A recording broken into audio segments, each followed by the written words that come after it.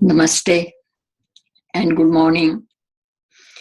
I'm Kamlesh Kapoor, and on previous occasions, I was talking about history and cultures and other different subjects connected with comparative cultures, global cultures. Today, I'm going to introduce you to a new concept in cooking. This is my new book, which just came out this year. It is Cooking for Life, Cooking for Delight. And as the name suggests, it is for healthy living, avoiding disease, and creating a balance in one's body by mixing different ingredients in certain ratios and in certain combinations.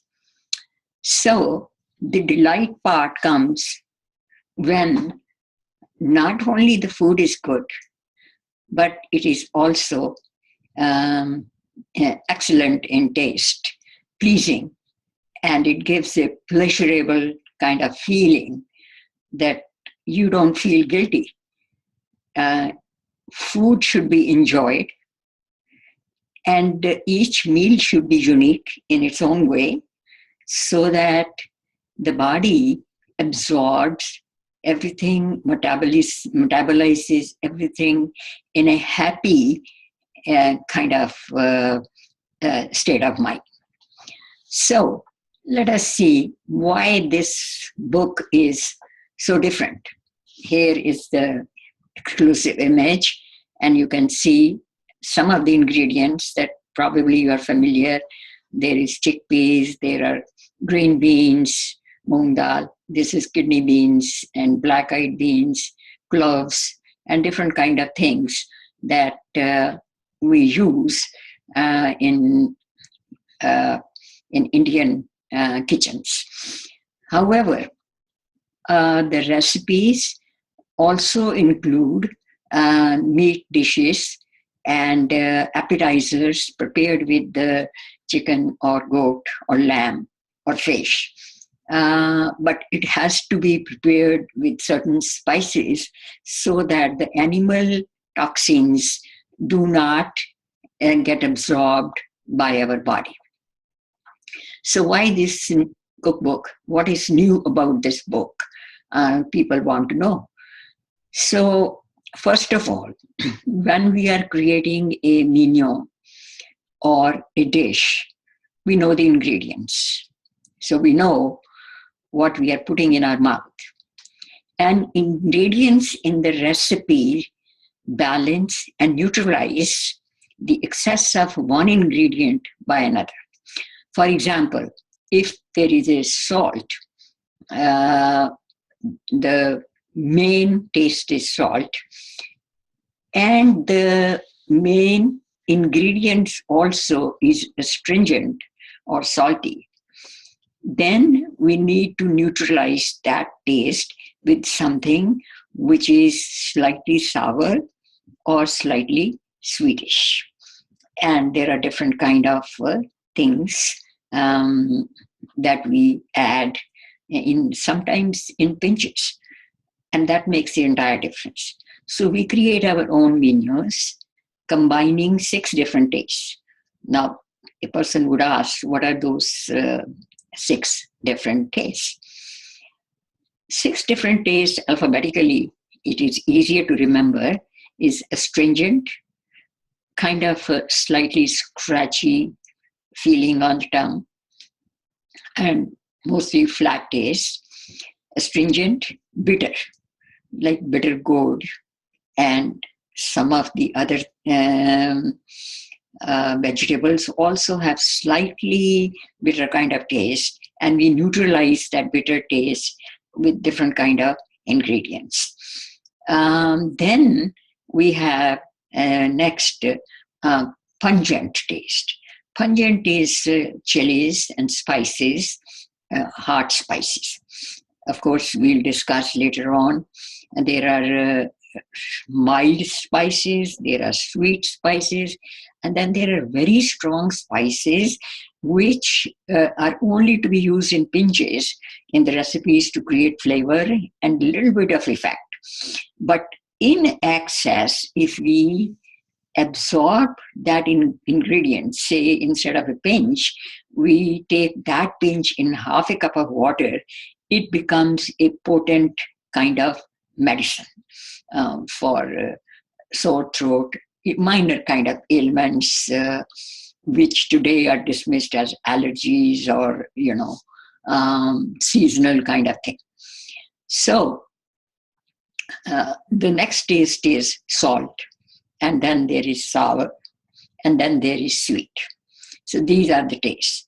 Most of the American diet and Western diet, when they talk about the sour taste, they think about only lemon and vinegar. But in this recipe book, I have mentioned the use of 6, 7 different ingredients which create mildly sour taste or a little bit more of sour taste, or to be used in such a way that it acts as a digestive agent. So the recipes explain all this. So how do these tastes create balance in the body? First, they create balance in the dish. Let us take example of eggplant. Very purple, rich in minerals. Quickly gets brown, lot of iron, and source of chlorine and other trace minerals. Now that very strong taste has to be neutralized. So we add tomatoes, diced tomatoes, and we add about a half a cup of onions in the cooking. Onions, when cooked, are sweeteners, and they will sweeten and neutralize the taste. And the sourness of the tomatoes will also neutralize slightly pungent and kind of slightly bitter taste, strong taste, let's put it this way. So they create a balance in the body. Obviously, the body needs all kind of ingredients in order to function properly. Which ingredients create slow digestion? The book explains. How to give a jump start to digestive process? The book explains. So the first about 100 pages or say 60, 70 pages are about different kind of ingredients. The properties are different spices, agents of 6 tastes, items which are agents of different tastes, and the neutralizing principle, helpful hints. That is very essential. Everybody should know, how to make a shortcut and how to have something semi-processed beforehand, which can be kept in the refrigerator for, say, a month or 15 days, ready to be used. So these kind of helpful hints are also there. Then the recipes are actually the Indian science of longevity and healthy lifestyles. It is called Ayurveda. Literally, it means long life. And obviously, long life is avoidance of disease. It's a preventive lifestyle. And it also discusses, the book discusses that different oils are used for different dishes. You see, every now and then somebody comes up with a new idea that this oil is unsafe. There was peanut oil, suddenly it became cancerous, declared cancerous. Then they jumped to vegetable oil, and then that had to be condemned for some effect. And then there are all kind of different oils, corn oil, safflower, olive oil. Out of all these different mustard oil, sesame seed oil, out of all these 7, 8 different types of oils, eventually the nutritionist and the doctors, they recommend that hey, only at high temperature or in frying, only those oils are non-cancerous, which have high density and high boiling point, smoking point. And that brings us to the point that 50 years back, when we were using all different kind of oil, nothing was wrong. Nobody declared anything because the process of making oil is different.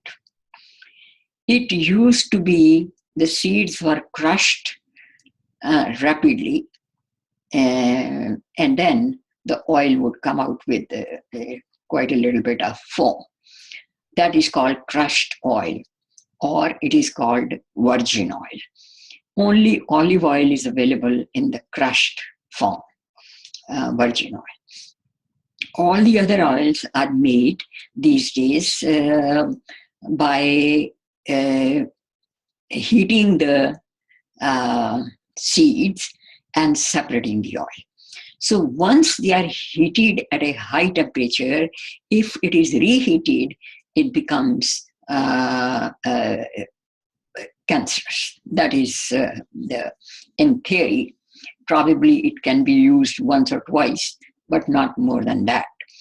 So out of all these, which oils are to be used for frying, which oils are to be used for sauteing, and which ones are to be used as raw or in curries. So all of these details are given with every recipe as well as in the introduction of each section. So which oils are safe for what. Now the recipes include the usage of a large variety of healthy spices, mild, strong, aromatic herbs. And the art of cooking and the delight of preparing dishes lies in the fact how you create different kind of aroma and texture and unique taste. So, for example, there are so many choices. I have given a big section on jams and pickles. Why so much emphasis on pickles? What do they do? Pickles we make at home. Whatever kind of thing we use, like ginger or lemon or even chilies or vegetables, mangoes especially. So when these pickles are taken, say a little bit of it, 15 minutes before a major meal, it kicks up the hunger, which means the body is ready to put more food in the body. So body is asking for more food. And then in the middle also, along with it, other dishes at the table, we add a little bit of rock salt on this salads and in yogurt dishes, as well as have a little bit of pickle. Now it becomes a digestive agent. So pickles have a real good role in Indian diet. And I have a feeling that the use of pickles has spread almost everywhere now that there are international markets and all the ingredients are available. Now, the next important item that I want to discuss is green cardamom. It's just an example. I mean, I have a whole list of spices, mild and strong, but I'm just taking an example that sometimes there are healthy properties if taken in a proper way. So how does green cardamom help? Now, green cardamom is known as elaichi, is one of the most common spices seen in an Indian household. Not only does it add sweet taste and a unique flavor to your dishes, it has an amazing health benefit. This spice helps boost metabolism and improve our body's ability to burn fat. Most people, after the meal, they keep chewing on that elaichi and combined with fennel seeds. So, what else does it do? It replaces chewing gum, chew it, and burn calories. It is a mouth freshener. It is also antioxidant. Elaichi also has a very strong detoxifying properties that help cleanse the body. So chewing after meals, it acts as a carbonative effect. It also reduces inflammation of the stomach lining, fights heartburn and nausea. Cardamom improves the metabolism. It's a good source of manganese. As a nightcap, a pinch or two of elaichi powder and turmeric in a glass of warm milk has a calming effect. So elaichi has a lot of benefits, and it is used in various ways by Indians. Now, as a writer who has studied Ayurveda, both the medicine and the surgery part and the philosophy behind it, I don't claim to be a doctor. I just studied. So, all of these little benefits you can try yourself in small little pinches. Elaichi is always taken as a small little pinch. And when it is added to a sweet dish, it is just sprinkled a pinch or two, never more than a quarter teaspoon. So you cannot kind of overdose on it because it's a natural ingredient and it can help. So minor type of ailments, that there is agitated mind and there is a scratchy throat, or you see, you don't want to put candies or chewing gum in your mouth, it helps. Now,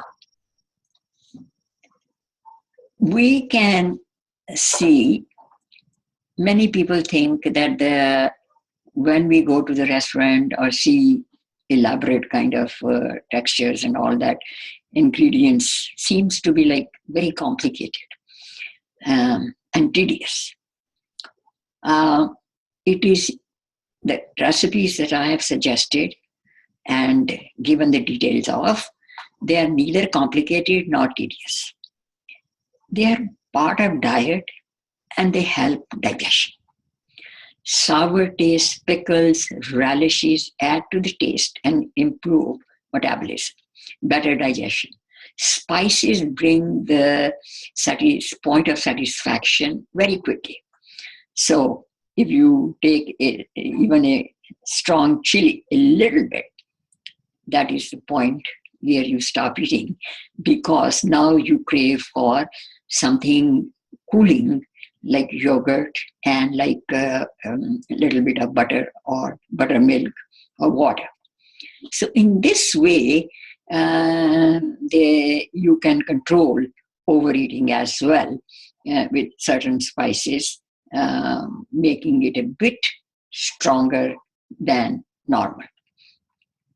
Another thing is that if at any point during a meal, one takes a cup of tea, ordinary regular tea, with sugar and milk, that gives you satisfaction.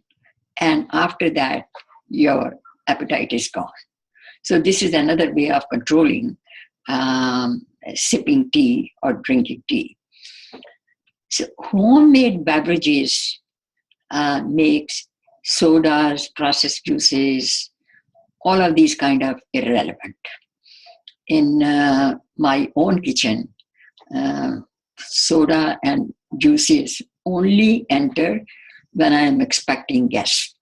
Other than that, it is water, freshly made juice, squeezed out, or smoothie, or buttermilk.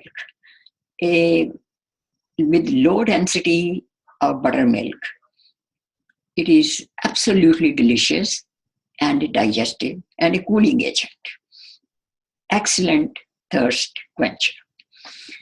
And I have given the recipes of buttermilk, making yogurt, making homemade cheeses. And if I tell you that they take only about 5 minutes, of course, the nature takes its own time to set the yogurt. But making the yogurt by itself is just about 7-8 minutes. So, in the process of this home cooking, you are avoiding chemicals, preservatives, and processing, because everything is your fresh ingredients, and it is also economical.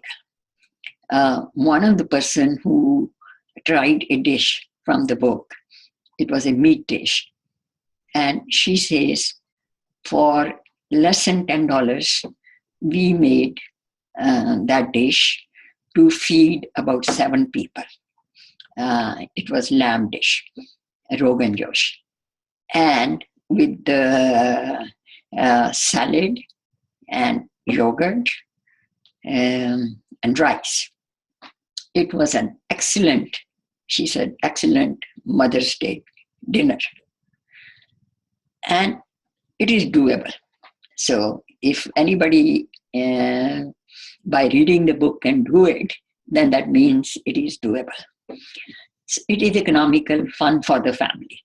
One can gather children around and other people, hey, put small little things, ingredients in small little, bowls or little cups, and keep it ready. And it involves them. It also creates a love for nature and its bounty. Healthy meal. There is no other option. There is literally no other option to avoid chronic ailments. It is also believed in Ayurveda that it is not what you put in the mouth, it is what you are able to digest. So, what we metabolize and how the ingredients help metabolize, this is an important point. Most nutritionists have a reductionist approach, in the sense that let us have protein and combine it with fat and combine the 5 things. And this is going beyond those 5 things. A typical meal includes 2 vegetable dishes, sautéed, yogurt, chutney, 1 soupy dal or curry, and roti. Often roti is replaced by rice pulao. Use of fresh produce, homemade dairy products, herbs, and delicate combinations of mild to strong ingredient spices create healthy food for each meal. But also fills the kitchen with hunger-kicking aroma. You enter the house and you can really feel that food is being cooked, and very pleasant. The whole idea is that food should not just please the taste, the tongue. It should also please all the other 3-4 senses. So if you hear the sizzling of the vegetable or frying, it adds to the appetite. You feel hungry. If it is texture is good and the temperature is warm enough or cold enough, it pleases. So the sense of touch is there, the sense of taste is there, and eyes. Texture is very important. It is not too pasty, not separate from the grain, proper emulsification, not pasty. All of these things are explained, and cooking becomes not just a science, it is an art. And things happen almost automatically when you are trying these dishes, almost like, on a regular basis. It doesn't mean that, every day you are doing this, but even if you start with once a week or twice a week, it is really adding um, to your, I would say, healthy life and a pleasurable experience at the dining table. So the recipes are simple and easy to cook. 14 sections are there, which are, each section has a introduction, properties of the main ingredient, and then it also has helpful hints and shortcuts. Then there is a foreword written by a vascular surgeon who happens also to be world-renowned Ayurvedic doctor and yoga teacher. So the preface explains the thrust of the book, what to do, what not to do, and general kind of hints. And then there's a list of spices and whole thing. Then there are helpful hints. I suggest that those 40, 50 pages in the beginning, they should be read several times, because then you will understand, the cook or the reader will understand that how these recipes were made over about 40 years of my experience of cooking in this country, and how you find shortcuts, and how you can sometimes create sweet dishes which are totally depending on 3 ingredients and takes about 8 minutes to cook. What can be more beneficial than this? Having said that, I hope these explanations will, or this discussion will help you or encourage you to get the book and try those dishes. And if you go on the Facebook, this is going to be posted on the Facebook, this discussion. You can always ask questions. And if you tried, something went wrong, what went wrong? And if you forgot something, what will happen now? Any type of question. I also volunteer that if possible, 20 or 30 people in the same vicinity gather with any kind of recipe and bring their own ingredients, I can help them as a small little workshop. Having said that, enjoy food, be happy, don't feel guilty. Even if you have overeaten or you have used an ingredient which the doctor says don't use, but now that you have eaten already, why feel guilty and create stress producing hormones in the body? So enjoy the food and forget that you have done a little bit of or exceeded the limit of something. Just enjoy. And next time, you be wiser. Okay? Namaste.